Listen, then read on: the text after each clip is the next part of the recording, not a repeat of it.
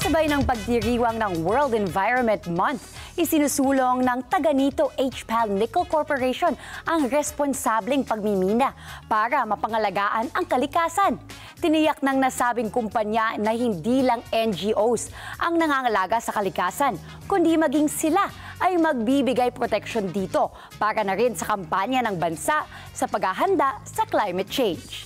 Narito ang aking report. Happy World Environment 2025! Hashtag Beat Plastic Pollution! Pinatunayan ng Taganito HPAL Nickel Corporation na pwedeng magsabay ang pagmimina at pangangalaga sa kalikasan. Kaisa ang THPAL at ang nasasakupan nito sa pagdiriwang ng World Environment Month with the goal of making eco-awareness a shared responsibility. Tinutukan ng kampanya ang solid waste issues at hinikayat ang komunidad na makibahagi sa proyektong ito. Starting with the basics: segregate, reduce, reuse, recycle. Today is our collective act of beating the plastic pollution by coming together here and to show the community that we care. Namigay ang THPAL na mga punla sa iba't ibang barangay sa bayan ng Claver, Surigao del Norte, mula Daywan hanggang Cagdianao.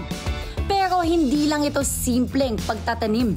This is about climate resilience at pagbabalik ng green spaces, one seedling at a time. At alam niyo ba, ang pinaka-inspiring, full force ang partisipasyon ng kabataan. From students to youth volunteers, sila mismo ang magtatanim, literally and figuratively, ng seeds of change. Ipinapakita lang na ang pagmamahal sa kalikasan ay hindi lang trabaho ng NGOs or environmentalists. Para ito sa lahat ng may malasakit na magkaroon ng mas maayos na bukas.